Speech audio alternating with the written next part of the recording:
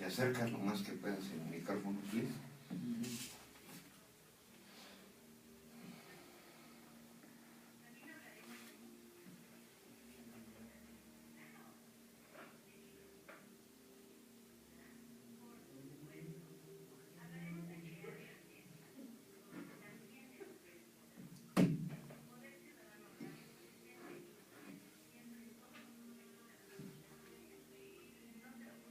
Estará increíble. Te invito a tomar tus café todos los viernes a las 7 de la noche. Estaré encantado de tenerte.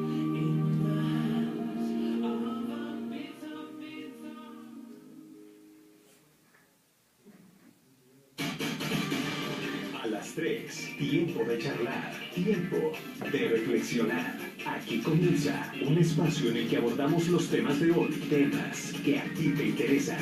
Una charla muy peculiar con los protagonistas de la historia. 3 a las 3, de la mano del periodista Juan Álvaro Zaragoza.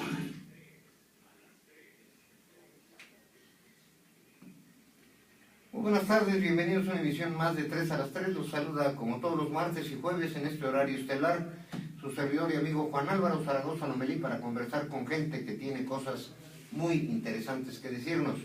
Esta tarde me hace el honor de acompañarme un gran amigo, viejo amigo, prácticamente desde la infancia, el licenciado Jesús Carlos Hernández Martínez.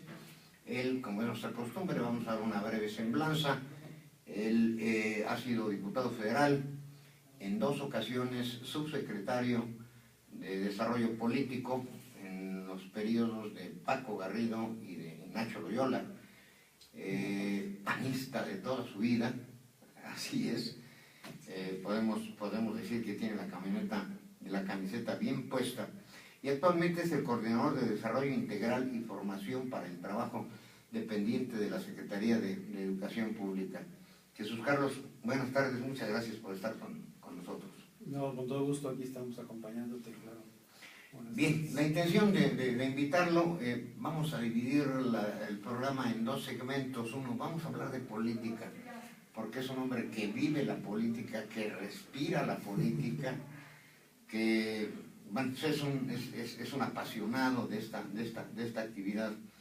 Y pues ya lo dijimos, él es panista desde muy joven, ¿no, Jesús Carlos? Sí, desde luego, está desde el 82, prácticamente cuando estábamos todavía estudiando, cuando nos metimos ya más en activo con el Partido Acción Nacional, aún sin ser todavía militante, porque yo ingresé en el 84, pero inclusive desde los años 70 estábamos apoyando a algunos candidatos a diputados locales.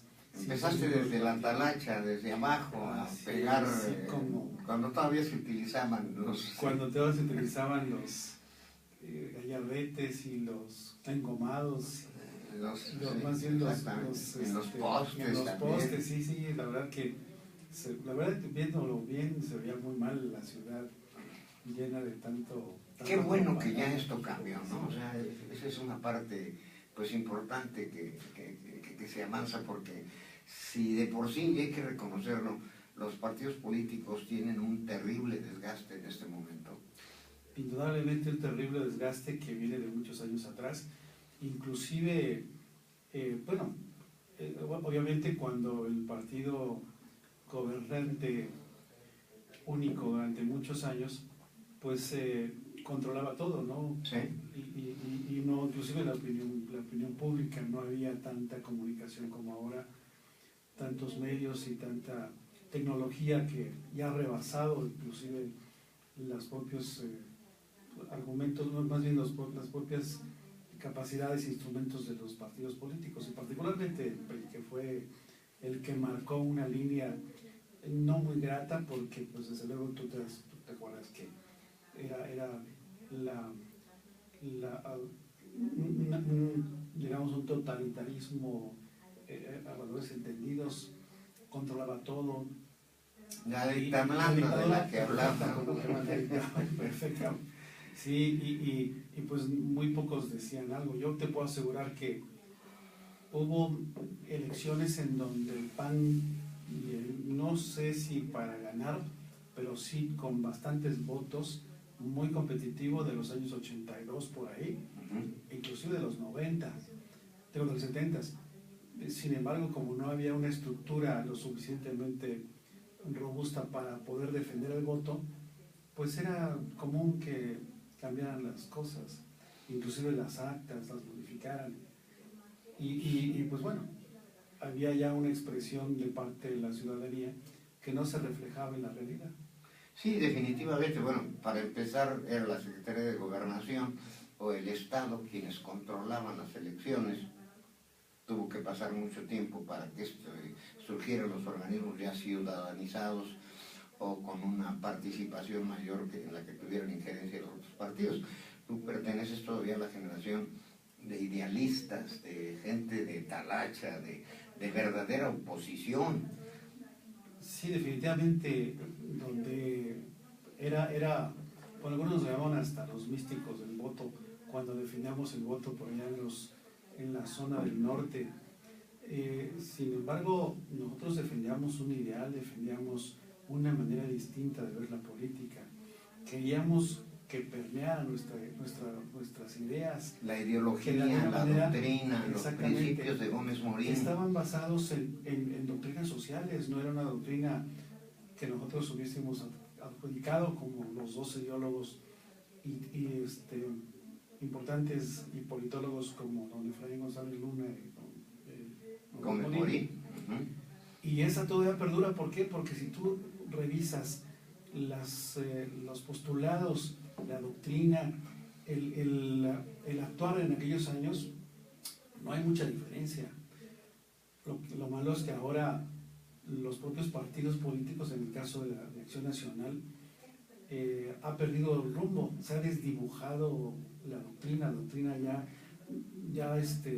ya forma una parte mínima de su actuar, cuando era al revés, cuando la actuación del partido político, que tiene que ser programático, en consecuencia siendo consecuente con la doctrina y con los principios, yo te diría, ciertamente había que ser programáticos y de alguna manera pragmáticos, pero un 80-20, un 90-10. Y ahora está el 99.9% de pragmatismo y el 1% de doctrina o de principios, ¿no? Definitivamente, y no es lo mismo ver a un partido, como Acción Nacional, en condiciones de oposición que no en condiciones de poder. Porque, bueno, yo pienso que cometimos un error en toda la institución, en todos los comités estatales y internacional, en donde no trabajamos con cuadros como los que había antes. Había verdaderos parlamentarios, juristas, constitucionalistas, filósofos, estrategas, politólogos, que eran excelentes parlamentarios, con ideas muy claras, sobre todo algo muy importante, que eran honestos, que eran congruentes con la doctrina, con su manera de ser, su manera de actuar. Y eso marcó de alguna manera una línea de Acción Nacional cuando se era oposición. El problema fue que no logramos integrar más personas al partido para que pudiera suceder las generaciones el mismo pensamiento, generar cuadros preparados, lo suficiente como para que cuando el momento tenía que llegar el cambio, la alternancia, y cuando llegó nos agarró de sorpresa, porque tú te das en el 2000 con en Fox. el 2000, Bueno, empezando antes aquí, yo te puedo hablar de Querétaro, bueno, obviamente con Rufo, con Rufo, en Baja California, que de alguna sí. manera se pudo llevar muy bien sin mayor problema, pero a medida que se fue ganando, y sobre todo la presidencia de la República, pues no teníamos los suficientes cuadros para digamos, hacer un buen papel en las secretarías, o no solamente en las secretarías, sino en el operativo. Pues ganamos la lotería, ¿y ahora qué hacemos, no? De alguna manera, por ejemplo, Fox y lo digo con los Hunters, ¿te acuerdas? Que realmente llegó gente muy buena, pero no logramos penetrar a las entrañas de los gobiernos, en donde estaba una maraña de complicidades y marañas que se mantuvieron ahí, se cerraron, y no fue posible abrirlas tan fácil. Había que romper muchos paradigmas y muchas Muchos- inercias. Exactamente, y obviamente, bueno, pues hubo por ahí alguien que comentó, y voy a hacer la expresión porque fue muy, muy significativa, que dijo, no sé, yo creo que los panistas son muy ingenuos porque no se han dado cuenta que ellos tienen el poder, pero nosotros lo ejercemos. Un personaje del PRI Ujú. en los primeros años del gobierno de Fox. Y ciertamente tenía mucha razón. Aun cuando se tenía el poder, pero el ejercicio real del poder dejó mucho que desear. Fue paulatinamente lográndose, porque sí se logró romper la inercia de alguna manera y se logró cambiar las cosas. O sea, realmente fue la alternancia que todo el mundo esperaba y que llegó con mucha votación, con mucha autoridad moral y Sí, mucha así es, autoridad Fox formal. llega fuerte. Llega muy fuerte y sí hace cambios importantes, rompe varias cosas, rompe el esquema, la inercia del sistema y de alguna manera el sistema sí lo logra lacerar, no cambiar absolutamente, porque después pues, costó trabajo con Felipe Calderón cuando teníamos todas las posibilidades de seguir manteniendo los márgenes con que ganó el propio Fox, que inclusive la tendencia hubiera sido que un nuevo gobierno distinto al que ya nadie quería, por agotado y por incompetente, Y por corrupto. y por corrupto, efectivamente, y por corrupto. Entonces pudiera llegar con una nueva visión, a crear crear un sistema nuevo, que es el problema, generar un sistema distinto. Y precisamente esa alternancia no era de un solo golpe, habría que hacerlo paulatinamente, pero también sentando bases que ya no pudieran tener retroceso, dándole fuerza a las instituciones, en la economía con una apertura comercial que se dio en ese tiempo importantísima, que se empezó a reducir el proteccionismo en la economía, y entonces con esta apertura empezó a crecer un poco más la situación. ¿Te acuerdas, por ejemplo, bueno, la política económica en cuanto al mantenimiento de las reservas, que estaban, pero eran irrisorias, eran mínimas? Cuando empezaron a crecer, el país empezó a tener viabilidad, mucho mayor viabilidad, enfrentándose ya a una economía globalizada. Y hubo muchos cambios importantes. Hubo actos en donde sí se dejaba claro donde había el manejo transparente de los recursos, porque o sea, tú lo veías el resultado, como ahora sí se veían en carreteras, en vivienda, en muchos rubros que se modificaron, que antes no existían. Entonces, bueno, es posible Todo que iba a los bolsillos políticos. efectivamente, entonces, bueno, ahora sí se están aplicando los recursos porque se hacen las cosas bien. Y sin embargo, en la operación ya de abajo, el entramado que te platico, ya de la burocracia, ya no fue tan clara, porque la política debe haber sido contundente para mi gusto, por parte de Fox, y yo creo que ciertamente romper una inercia en donde pues había las reglas del juego no escritas, las famosas reglas no escritas, en donde todo el mundo se sometía obviamente al presidencialismo. Cuando esto empieza a tener problemas con Salinas de Gortari, que fue cuestionada su triunfo, sin embargo, Sí, totalmente. por cuestiones de gobernabilidad y humildad y caridad y muchas cosas que yo le veo muchas virtudes al propio Cloutier y a Cárdenas, bueno, pues ok, nadie podía demostrar nada porque, bueno, se encargaron de que así pasara. Y además El después propio queman las sistema, boletas incluso. efectivamente, ya borran totalmente los rastros. Lo que hace Salinas de Gortari es, como quien dice, ¿qué cabezas están a mi nivel para darles un empujoncito que se vean para abajo? Y entonces empezó a hacer acciones, pues como agarrar el mazo y darle golpes. Ya no digamos manotazos en el escritorio, no, agarrar la guadaña y poner en orden a muchas cosas. Ese es de alguna manera actos de autoridad, excesivamente de alguna manera, pero como quien dice, él pudo ahora sí que legitimarse con algunas acciones que puso orden en todos lados. Yo me acuerdo que las anécdotas que platicaban, que por ejemplo de la Madrid estaba tan débil y de una manera tan cerrado que no quería recibir a la quina. Y la quina porque dice, porque me recibes, y le metió a Los Pinos una cantidad importante de gran marquís blindados con gente y se metió para que lo recibiera. Entonces dijo, ¿sabes qué? Como que se vio que el poder estaba más o menos a nivel de fuera de Los Pinos, ¿no? Sí, sí, y bueno, y en el caso de la Madrid, tal vez lo más dramático que vivimos con él fue el asunto precisamente del terremoto, que no sabía qué hacer el señor, o sea, estaba, como dicen ahora los jóvenes, apanicado, no sabía qué hacer. Claro. O sea, sí fue una presidencia débil. Y yo te diría, de manera natural, el sistema estaba agotado. Nada más que lo estaban manteniendo con alfileres, y tuvo que pasar una situación así en donde pues no había manera de responder porque no había mecanismos de respuesta, y la sociedad fue la que respondió, también inclusive con un poco de falta de organización, a comparación de lo que desgraciadamente pasó otra vez en el 11 de septiembre después de 32 años. Una gran diferencia, pero precisamente obedece a eso, que el sistema estaba totalmente agotado, y justamente ese es el problema en México ahorita, que con el regreso del PRI fue la regresión. No digamos se detuvo la transición, sino hubo regresión en la transición. Y realmente la sociedad está muy molesta, está muy irritada.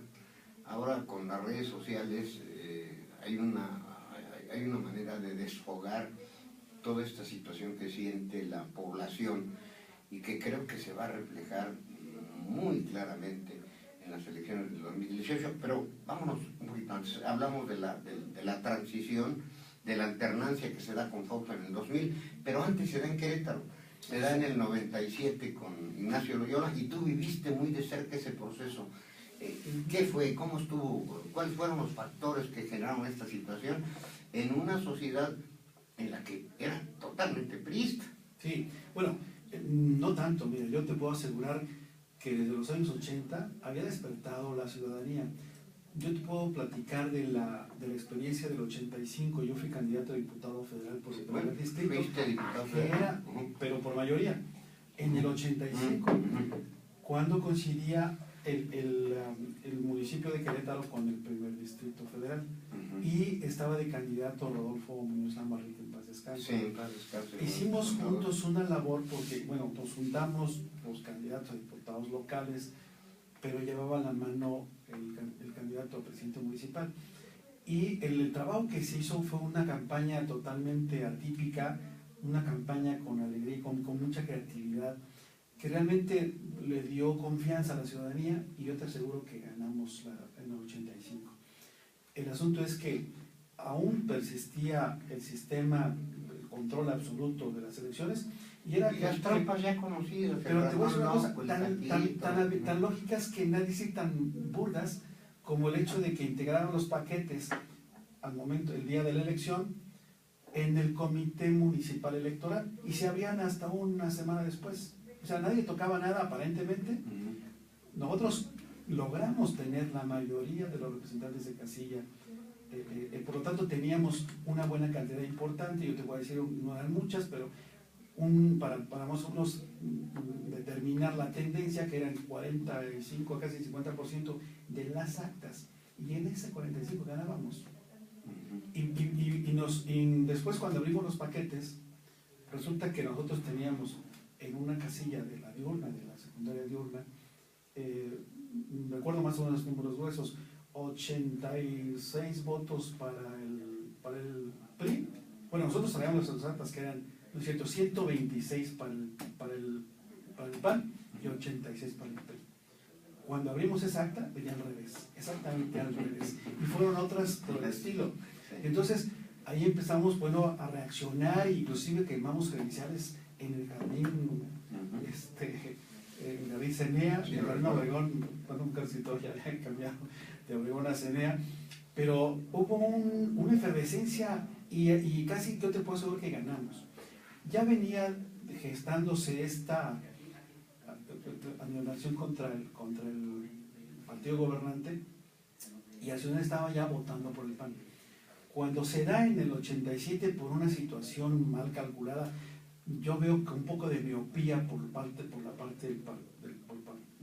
PRI, no se dieron cuenta que la ciudadanía ya estaba harta de este asunto. O sea, y prohibieron una tendencia, como modificaban las cifras, pues no podían ellos, como que se quedaron ya sepultadas las cifras, no percibieron la tendencia, y fue en el 97 justamente cuando se da el brinco de una manera fortuita, por decir que hasta providencial, porque nosotros como estrategia, te voy a decir, el partido planteamos, oye, vamos a ir ganando poco a poco, no queremos que podamos ganar la gobernatura, vamos a echarle como estrategia todos los kilos a Paco a la Garrido, presidencia municipal, sí. Independientemente de la persona, a la presidencia municipal, y trabajamos en ello.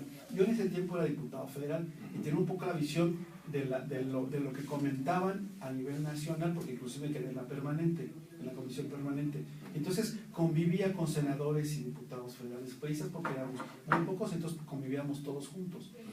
Y ahí nos dimos cuenta cómo iba perdiendo, cómo se iba abriendo la oportunidad de ganar la gobernatura.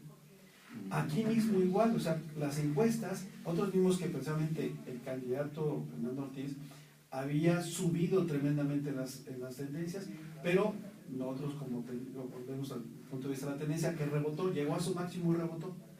Además hubo un factor de excesiva confianza en el caso de Fernando, y se da otro factor coyuntural, que es la presencia de su hermano, de José.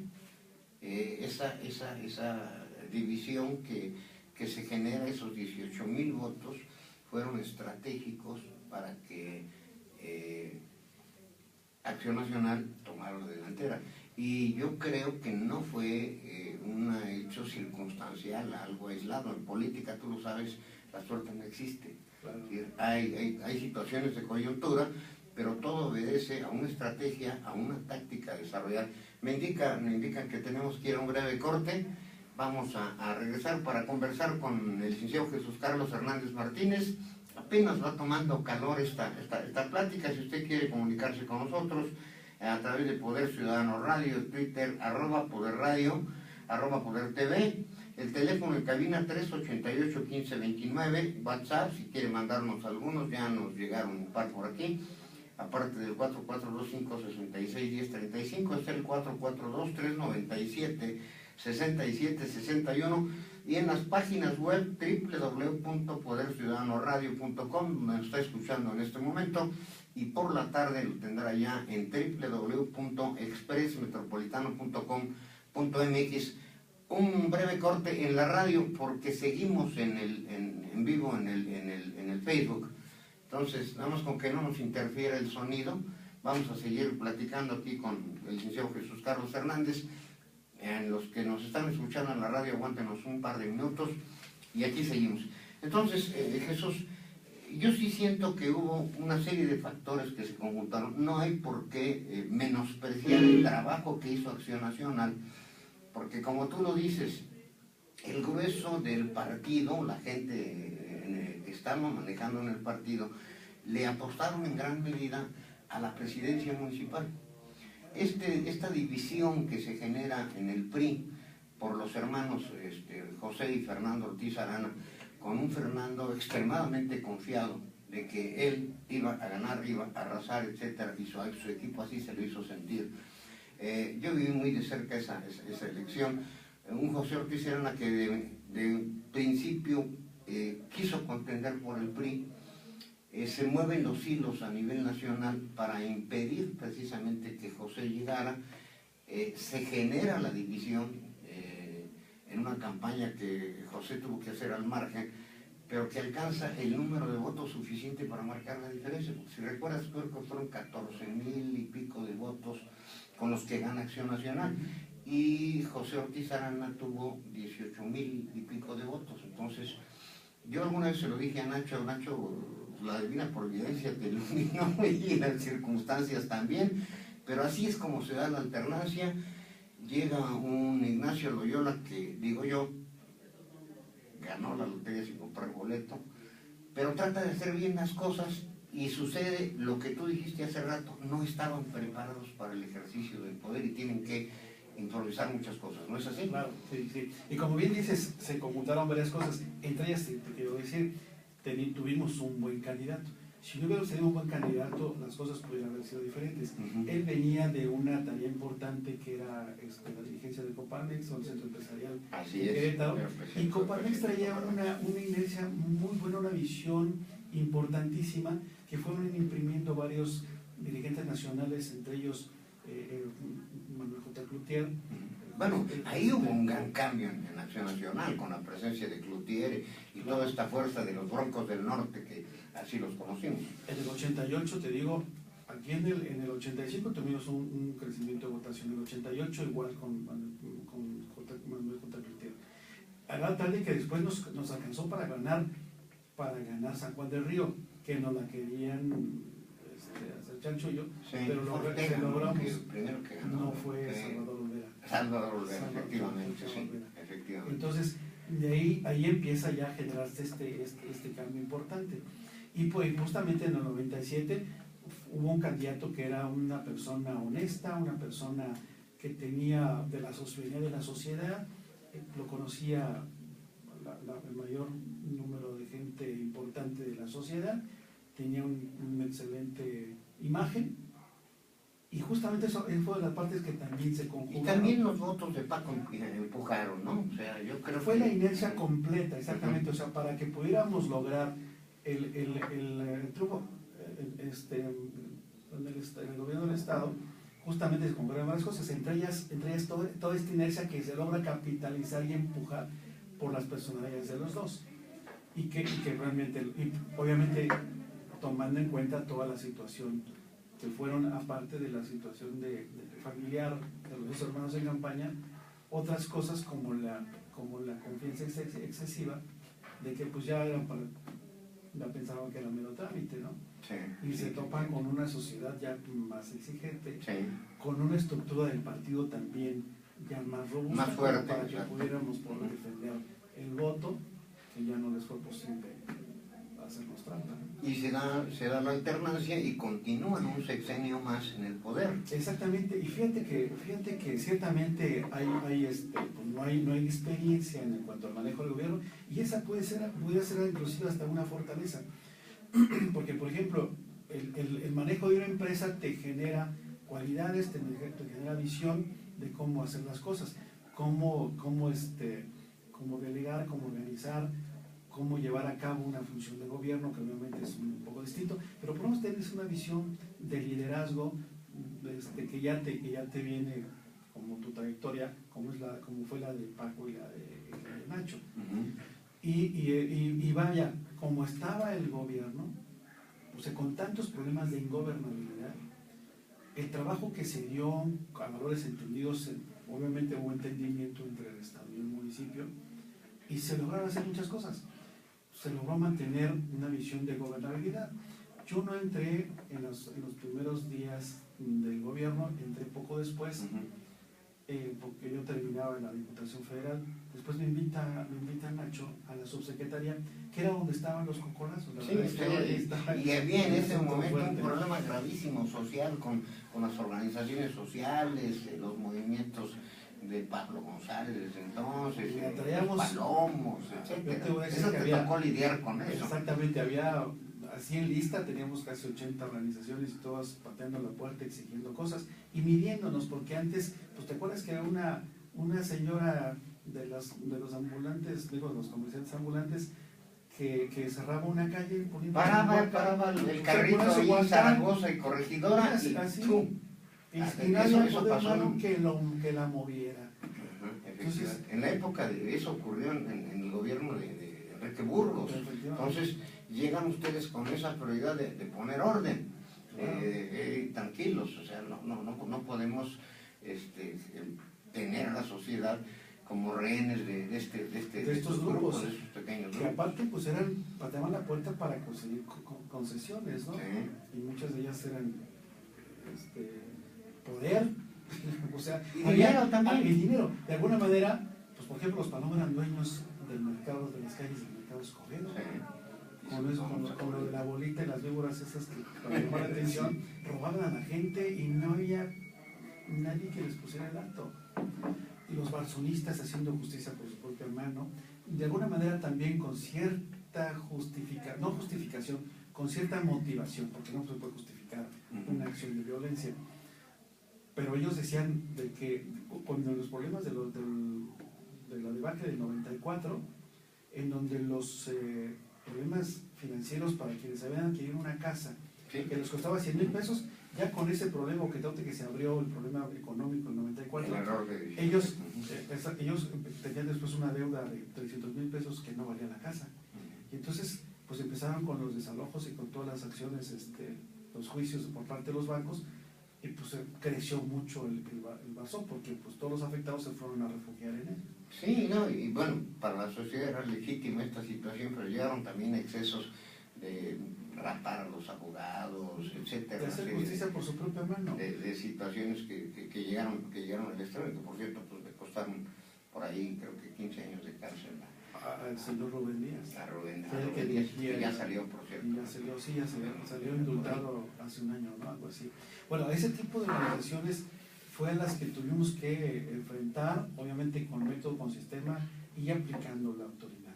Estamos de regreso también ya en la radio. En este lapso platicamos un poquito de detalles de esta acción cuando se da la alternancia entre el gobierno de Nacho Loyola. A Jesús Carlos lo llaman para ser subsecretario de Desarrollo Político y te tocan los cocolazos para poner orden en esta situación de pequeños grupos que habían sentado sus reales, habían hecho de las suyas, y esa anécdota yo la recuerdo muchísimo.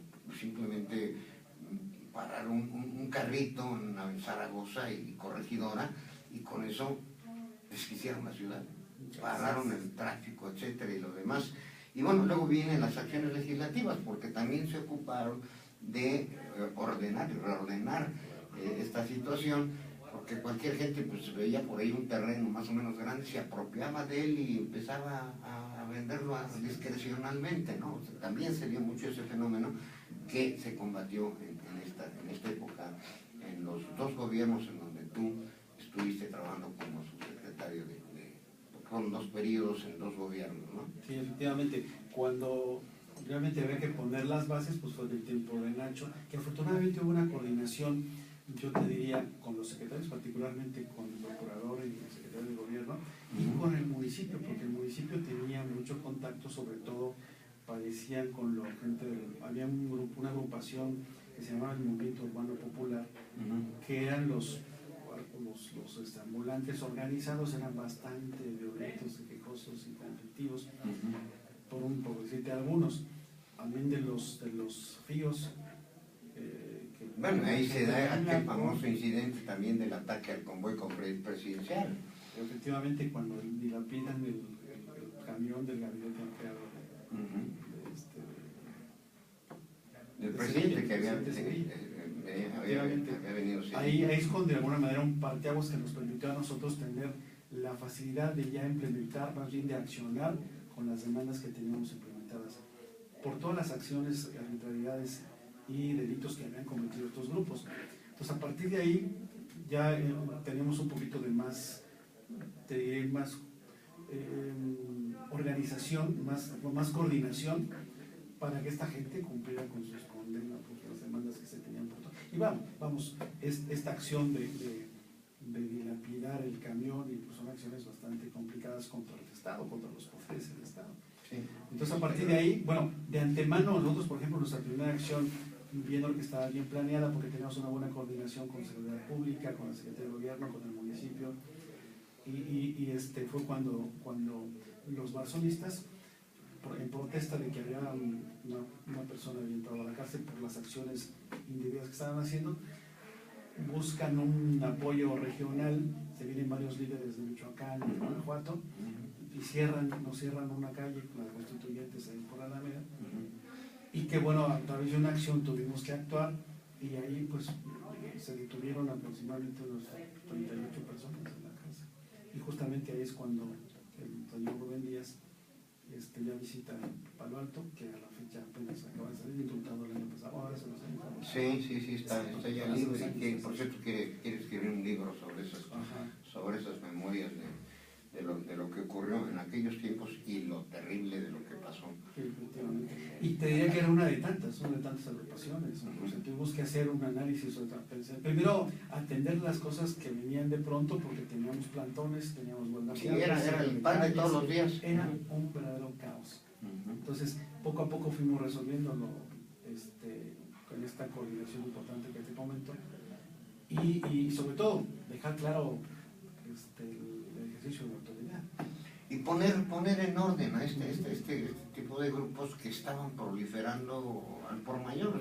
Si la autoridad no nos hace nada, si yo puedo apropiarme o comprar en 3 centavos 100 hectáreas en tal lado, pues las compro y me pongo a venderlas. Y bueno, hubo una serie de situaciones difíciles, de ahí que se genere una enorme cantidad de colonias irregulares que pues los gobiernos posteriores todavía están en ese asunto, no han logrado resolverlo, no terminaron con los gobiernos panistas, no terminó tampoco el gobierno priista, y hasta donde entiendo Pancho pues sigue por ahí ahora creo que sí ya integró. Bueno, obviamente había una ley para regularizar las consiguientes condiciones, porque esto de alguna manera este problema se genera por una falta del actuar del gobierno de resolver un problema de vivienda. No había política de vivienda. La política estaba muy raquítica y muy viciada y no solucionaba el problema. Entonces eso permitió pues malandrines como esta gente que compraba una parcela, la notificaba, medio la compraba porque nada más mareaban al ejidatario, con una botella de tequila, y fírmale aquí y listo. Y 10,000 pesos con eso le daban la oportunidad de tomar en posesión de toda su parcela, y pues con las consecuencias que vemos. Y los dejaban chiflando en los lomos. Estamos dando un breve repaso de este proceso de alternancia, tanto a nivel nacional como a nivel local.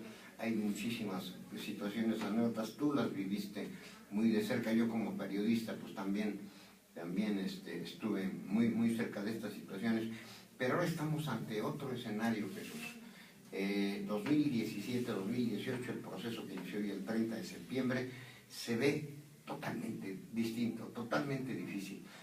Con esta salida de Margarita Zavala de Acción Nacional, que dice que se lleva 10 millones de votos, ya se registró como candidata independiente.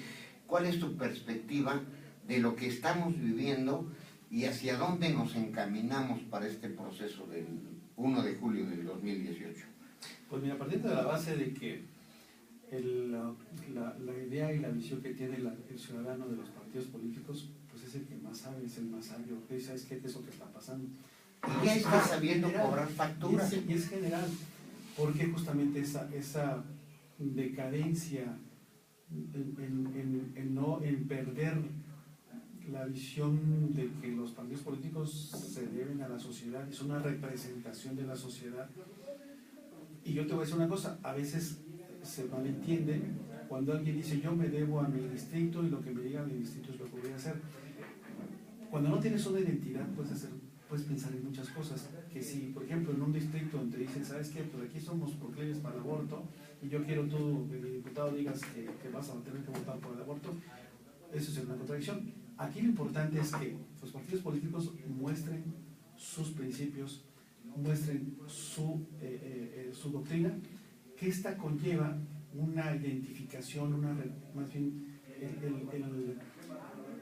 el irse con la naturaleza de las personas. O sea, toda persona pensante, honesta, pues no está pensando en matar a su hijo, ¿verdad? Entonces por eso nosotros siempre dejamos claro nuestra doctrina, qué es lo que queremos. Básicamente eso, pues defender la vida. Segundo, el bien común, que implica el atender todas las acciones necesarias para que la persona se desarrolle plenitud. Esto dejarlo muy claro ante la sociedad, qué es lo que pensamos, es lo que queremos, y en esa función... Si acercas un poco más el micrófono. Y en ese sentido es cuando la sociedad se identifica con el partido político. Y ¿sabes qué? Me gusta por su honestidad, me gusta por sus principios, me gusta porque realmente busca el bien común desinteresadamente. Y son gente que coherente, ¿no? Cuando perdemos esa visión, como en el caso, por ejemplo, del PAN, y la de los demás partidos que únicamente ven pues un interés muy particular, a partir de ahí nos desfasamos. Yo veo una total incongruencia de este frente, de esta alianza entre Acción Nacional y el PRD y Movimiento Ciudadano. O sea, es como mezclar el agua con el aceite. Y esta salida de Margarita Zavala, ya registrada como candidata independiente, yo creo que pone las cosas de un color de hormiga para Acción Nacional, ¿no? Fíjate, yo sin ánimo de justificar, los partidos políticos también tienen sus modificaciones. Si tú te fijas, ¿por qué nacen los partidos de izquierda que ahorita estaban fuertes? Pues nacen del PRI, nacen del sistema, del propio sistema. O sea que el sistema absorbía todo. O sea, acuérdate que la definición de PRI era un molusco invertebrado básico gaseoso, era todo y nada. O sea, jalaba a todo el mundo. Entonces, cuando ya los espacios se cierran, entonces las izquierdas se salen y empiezan a radicalizarse. Amén de los otros grupos que después también se convierten en partidos políticos, como son el PT y todos que vienen inclusive de la guerrilla, o sea, los más radicales. Y los partidos han tenido cierta, ahorita por ejemplo la situación de la izquierda concretamente en cuanto a partidos, la decisión que hace Morena se radicaliza por el lado del socialismo, pues yo no sé si blando o duro, porque se identifica con varios socialismos, pero más bien sería un socialismo entre duro y blando, o por lo menos blando llega con blando y el rato se va a endurecer, y deja a los más o menos no tan radicales de la izquierda, todavía con una visión ya no ni tan marxista-leninista como eran los partidos de izquierda, que es el fundamento, claro. Hay cosas desde luego que no coinciden con los panistas. Obviamente nosotros defendemos la vida, defendemos la familia, y ellos son muy laxos en eso. Obviamente los radicales son los que de alguna manera se han salido. Los chuchos son un poquito, así como queda conformado el PRD. Digamos, es un PRD ya un poco cargado hacia el centro, no te voy a decir completamente, un poco cargado al centro. Y en una coyuntura sin el ánimo de justificar la pérdida, el desdibujamiento de la doctrina de los partidos políticos, concretamente también del PAN, lo ven como una posibilidad de para dónde va México. O sea, con esta situación en donde el PRI cada vez pierde más, porque una vez que estuvo 12 años fuera del gobierno, perdió mucho la brújula. Cuando llega, pues hace barbaridad y media. En algunos casos, tengo que reconocer a algunos otros, O sea, no tampoco soy así tajante. O sea, hay cosas buenas que han hecho. Y cosas obviamente muy malas, por otro lado. Sí, que son las que más se notan, que son las que más perjudican. Efectivamente. Y él no tiene posibilidades de ganar. Sin embargo, quien está manejando un fenómeno digamos, muy proclive a aquellos que se sienten agraviados por el sistema durante muchos años, y llega un populista como López Obrador y es carne de cañón fácil de integrarlo. Pero eso ahora sí que es un lobo con piel de oveja, como han sido todos los demás en los demás países que han sido socializados con este esquema, con el esquema de populismo. Por eso es muy grave que López Obrador vaya penetrando. Y va arriba en las encuestas. Pero ¿por qué van arriba en las encuestas? Tú le preguntas, ¿estás de acuerdo la izquierda ser radical? Pues no, pero sí quiero romperle la cara a quien estuvo lastimando durante tanto tiempo, y ahora sí le quiero meter la mama, y solamente lo puedo hacer a través de este partido. Y el famoso PRIAN, ¿no? Entonces ahí empieza el crecimiento peligroso por parte de López Obrador y de Morena, que trae una visión totalmente distinta a lo que pudiera ser para dónde queremos que vaya nuestra nación, nuestra patria. Entonces, viéndolo de una manera pragmática, ¿cómo le ganamos? Pues vamos a juntarnos nosotros, los moderados, obviamente aprovechando la coyuntura de que el PRD sale desdeñado, o sea, minimizado también, pero prácticamente le quita toda la fuerza a López Obrador. Pues es una fuerza obviamente que va a estar en contra de él. Entonces, como que se logra conjuntar. Eso no justifica, claro. Por eso se insiste mucho en el proyecto de nación. ¿Qué va a pesar más? ¿La visión del PRD, la visión del PAN? Entonces, ¿qué es lo que va a pensar? O sea, si no hay un plan concreto, un plan de nación, un proyecto de nación, pero no los que han estado mencionando, o sea, porque todo el mundo habla de un proyecto de nación, pero nadie dice nada.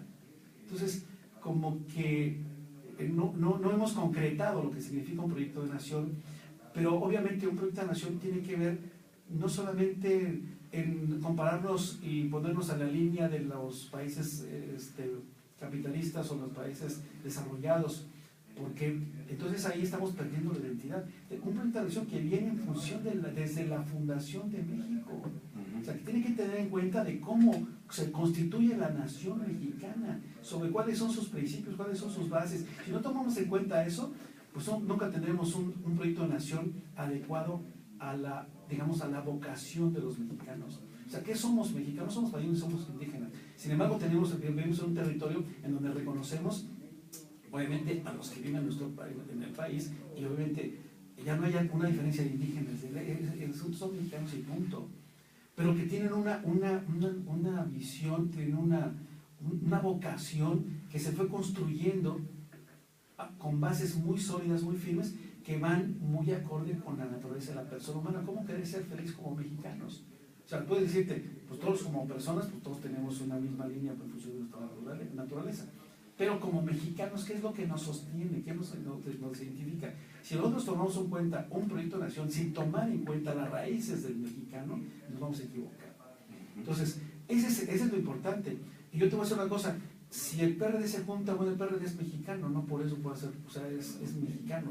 O sea, a lo mejor algunas tácticas que había que convencer, si es que se puede, pero no te quiero también meterme en un asunto de un mal menor, porque estaríamos supeditando la suerte de los mexicanos en muchos años a un mal menor. Pero sí evitar, exactamente, pero tienes que tener un proyecto que te vaya sustentando y que dices, bueno, ¿cómo lo aplico? Pues no lo puedo aplicar tal cual, porque va a llegar López Obrador y se lo va a echar, o sea, se lo va a acabar. Entonces, ¿qué puedo hacer? Mantenerlo. ¿Y cómo lo logro? Bueno, pues ahorita me junto con los votos que me aporta fulano, que me aporta sultano, siempre y cuando estén con esta visión. ¿Sabes qué? Sabemos que tú estás... El PAN lleva la mano y claro, coyunturalmente porque le conviene al otro, pragmáticamente, de no desdibujarse y desaparecer. Y el pero otro con esta salida de Margarita, ¿no crees que hay una profunda fractura que se puede llevar? Yo creo que ahí es una cosa que yo no entiendo y vamos pensando analíticamente. Yo me imagino que cada uno de los actores que están jugando tiene su propio tablero de control. Aquí lo importante es quién tiene el tablero más completo, quién tiene el tablero más grande, quién es el que mueve más piezas, quién es el que tiene, jalando una correlación de fuerzas, movilidad en todo este panorama, en toda esta coyuntura. Y yo te voy a decir una cosa, gran parte de pienso que en parte la trae el PRI, que es muy peligroso también. Sí, que es lo que ha generado tratar de dividir. Claro, porque yo te voy a decir una cosa, ¿cuál es la visión que trae, digamos en este caso Felipe Calderón, de salirse del partido, bueno, de sacar a Margarita del partido, quitándole votos al partido con el único interés de que no llegue Ricardo? Pero entonces ahí estás poniendo en riesgo algo más importante. Entonces yo creo que tiene una jugada atrás. No creo que siendo una persona que ya tiene una visión de estadista, que ha tenido o sea, que es inteligente y brillante, vaya a pensar que por una actitud personal, porque además yo personal creo que es una persona rencorosa, porque bueno, ya lo que hizo a Manuel Espino se lo acabó porque pues todavía hay un problema de tipo personal. Bueno, el asunto es que por una situación pues no sé, te puedo decir, de personal, vaya a poner en riesgo el destino de tu nación. Sí, en una elección que definitivamente marcará una nueva etapa y el rumbo en este ya entrado siglo XXI. Jesús, se nos termina el tiempo, nos queda 1 minuto y medio. Yo quisiera que hicieras tu reflexión final y comprometerte a que sigamos platicando, porque una gente que ha ejercido la política a los niveles que tú lo has hecho, sin duda que tiene cosas importantes que aportar. En su oportunidad con las agendas seguiremos platicando conforme vaya el proceso y minuto con 15 segundos para que des tu reflexión final, por favor. Bueno, pues desde luego siempre pues, yo creo que las crisis son buenas en la medida en la que te ponen a prueba de qué estás hecho y yo, hay veces las instituciones es importante tomar en cuenta la crisis para entonces salir más fortalecido.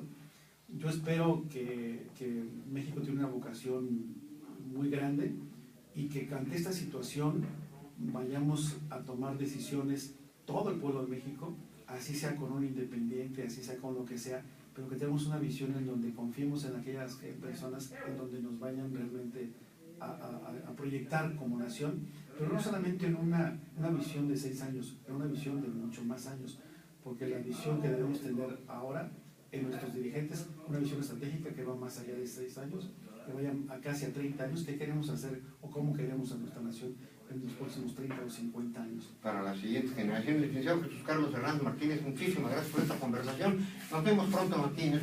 Claro que sí. Gracias a usted por su atención. Si está comiendo, provecho.